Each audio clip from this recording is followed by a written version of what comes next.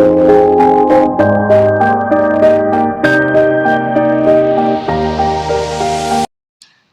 Number প্ৰশ্ন, শাক-পাচলিৰ ঘিউ, এলকহল আৰু এমোনিয়া প্ৰস্তুত কৰাত ব্যৱহাৰ কৰা গেছৰ নাম কি?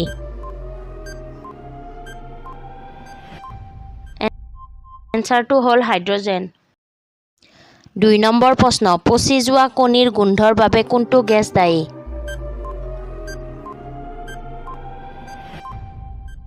এনচাৰটো হ'ল হাইড্ৰজেন ছালফাইড।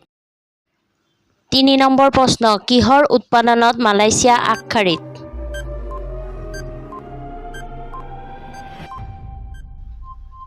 এনচাৰটো হ'ল ৰবৰ।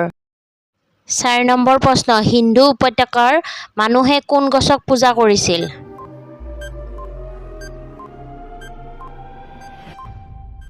এনচাৰটো হ'ল আহঁত গছ। ৫ নম্বৰ প্ৰশ্ন, তাজমহল কোনটো শিলেৰে তৈয়াৰ কৰা হৈছিল?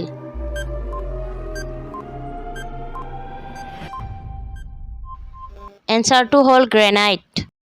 হেল্ল' ভিউয়াৰ্ছ, আপোনালোকে জিকে জ্ঞান চাই কেনেকুৱা পাইছে? যদি আপোনালোকে জিকে জ্ঞান চাই ভাল পাইছে তেতিয়াহ'লে লাইক, কমেণ্ট, ছাবস্ক্ৰাইব কৰিব। আৰু আপোনালোকে যদি ইয়াৰে এনচাৰবোৰ আগতীয়াকৈ জানে তেতিয়াহ'লে আপোনালোকে কমেণ্ট বক্সত জনাব পাৰে। Thank U. ৬ নম্বৰ প্ৰশ্ন, হিমালয় পৰ্বতৰ সৰ্বোচ্চ শৃংগটো ক'ত?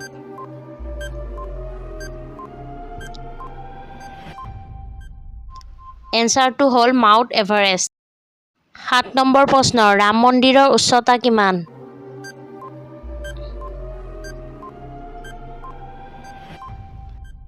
এনচাৰটো হ'ল ১৬১ ফুট।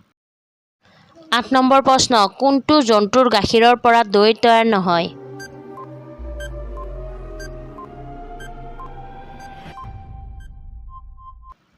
এনচাৰটো হ'ল উট।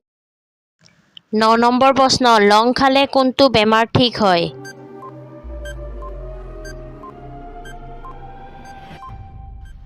এনচাৰটো হ'ল হাই ব্লাড প্ৰেছাৰ।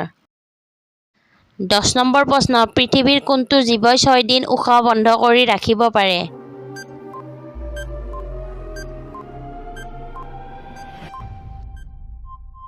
এনচাৰটো হ'ল বৃশ্চিক।